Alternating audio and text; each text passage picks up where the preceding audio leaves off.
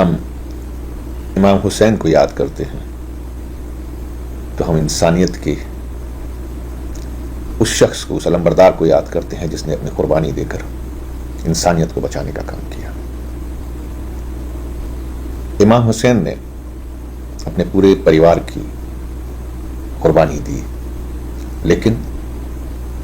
انسان اور انسانیت کے لیے انہوں نے کسی بھی طرح کا کوئی سودا نہیں کیا۔ امام حسین جنہوں نے کسی دھرم، ذات، کسی اپنے کے لیے نہیں بلکہ اصول کے لیے، اس اصول کے لیے کہ جس میں چاہے کتنا بھی کوئی طاقتور کیوں نہ ہو، وہ اپنی طاقت سے کبھی بھی انسان کو نہیں ڈگا سکتا، اس کی انسانیت کو نہیں ڈگا سکتا، اس کے اصول کو نہیں ڈگا سکتا، ایک مثال پیدا کی ہے۔ اور سچ تو یہ ہے کہ آج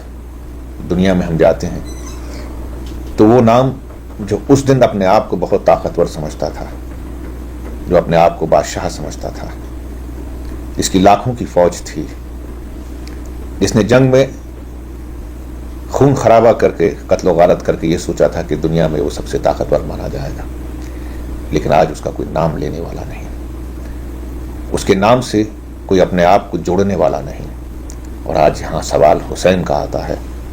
تو نہ جانے گاؤں میں چلے جاؤ، شہر میں چلے جاؤ، قصبے میں چلے جاؤ، ہندوستان میں رہو یا ہندوستان سے باہر رہو، ہزاروں، لاکھوں، کروڑوں حسین آپ کو نام لیے ہوئے ملتے ہیں۔ یہ نام نہیں بلکہ انسانیت کی پہچان ہے جو آج تک ہے۔ اور ہم ہندوستانی اس بات کا فخر کرتے ہیں کہ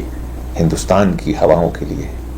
امام حسین اس طرف رخ کرنا چاہتے تھے، یہاں آنا چاہتے تھے۔ شاید وہی ان کی آواز ہے،